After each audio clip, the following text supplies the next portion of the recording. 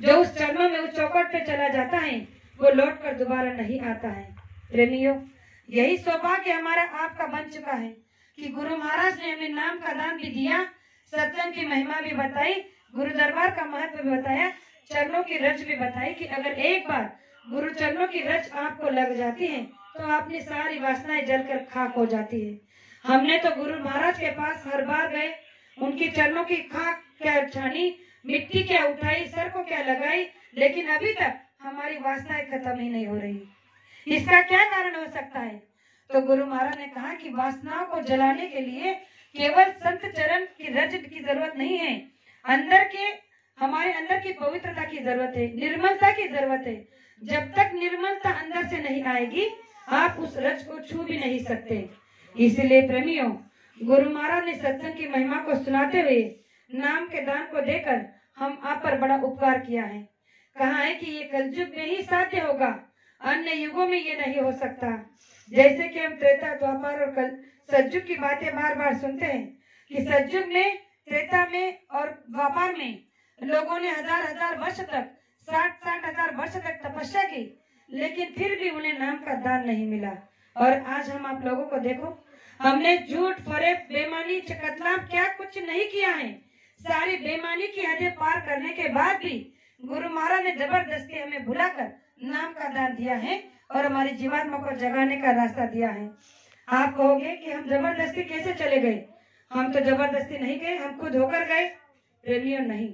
हम अगर यहाँ से कोई भी गुरु महाराज के पास गए हैं तो हम अपनी मर्जी से नहीं गए हैं। ये सब उनकी लीला थी, उनकी करामात थी कि हमें कोई ना कोई बहाना बनाकर खींच लिया और इसलिए हम वहां पहुंच गए।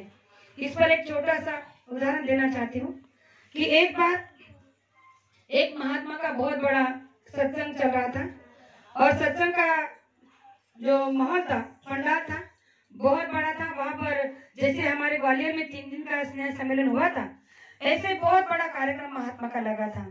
बहुत सारे प्रेमियों की, भक्तगणों की तादाद वहां लगी थी। दूर दूर से लोग वहां सत्संग के लिए, महात्मा के दर्शन के लिए आ रहे थे। अब वहां से कुछ प्रेमी आ रहे, बसों से आए, कुछ गाड़ियों से आए, ऐसे ही आ रहे थे। और उसमें एक दिन ये हुआ कि कुछ प्रेमी बस से आ रहे थे और बस से ही अपने गांव जा रहे थे।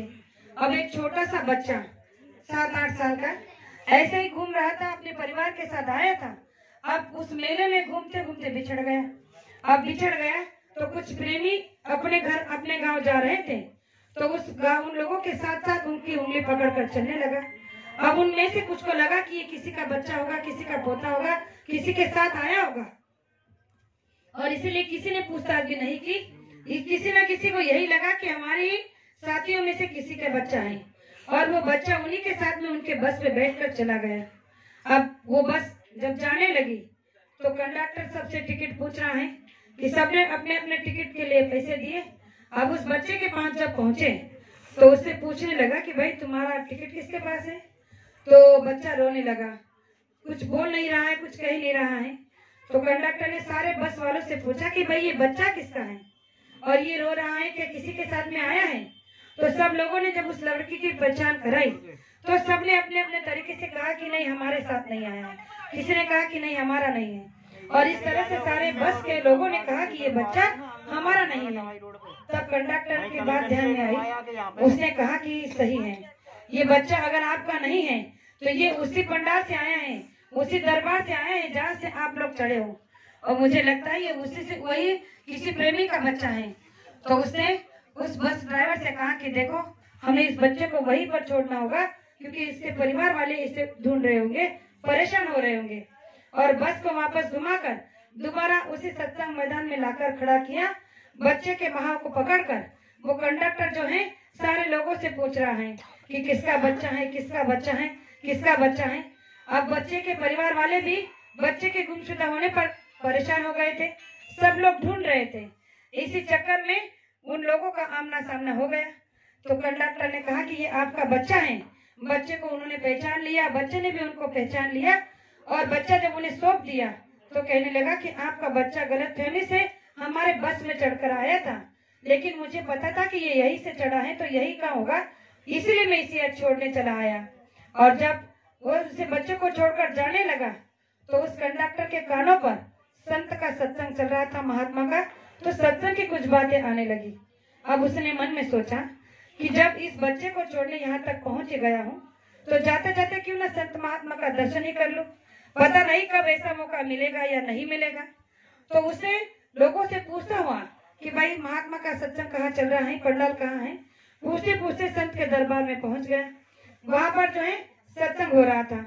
अब ये बात तो सारे उस पंडाल में पहुंच गई थी कि एक बहुत अच्छे नेक दिल इंसान था कंडक्टर, जिसने इस बच्चे को वापस यहाँ कर लाकर छोड़ा है और उसके परिवार से मिला दिया है।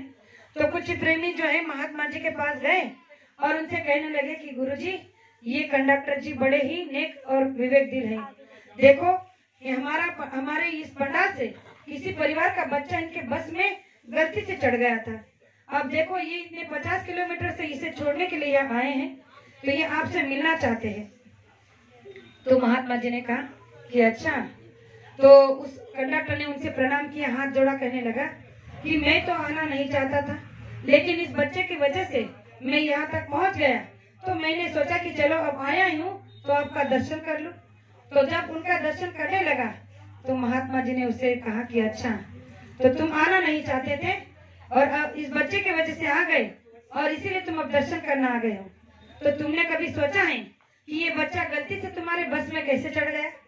और अगर गलती से तुम्हारे बस में चढ़ गया है तो तुम ही इसे वापस छोड़ने क्यों आए? अरे ये सब मैंने तुम्हारे लिए किया था। कोई बच्चा अनजान से या गलती से तुम्हारे बस में नहीं चढ़ा था। मैं तुम्हें यहाँ तक लाने के लिए मैंने ये जरिया बनाया था।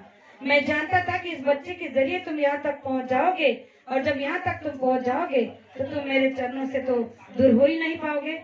और इसीलिए जब महात्मा की बात उस कंडक्टर ने सुनी तो आंखों से धारा बहने लगी। सोचने लगा कि हम हमेशा कितने गफलत में रहते हैं। हम ये एक तरफा सोच लेते हैं कि हमारे वजह से हुआ, हमने किया, अगर हम नहीं होते तो नहीं होता। वैसे ही हम सब सोचते हैं कि गुरु महाराज के पास गुरु महाराज ने हमें नहीं बुलाया, हम खुद चल कर गए।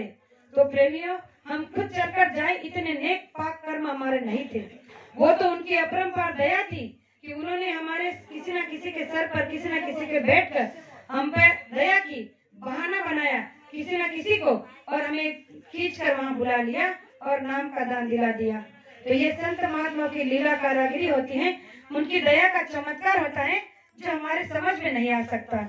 इसलिए मैं आपसे बार बार यही कहना चाहूंगी कि बाबा जय गुरुदेव जी महाराज इस संसार में हमारे आपके हित के लिए आए, हमारे कल्याण के लिए आए। लेकिन फिर भी जो संसारी लोग हैं, हमारे सत्संगी लोग संसारी लोगों को देखकर कुछ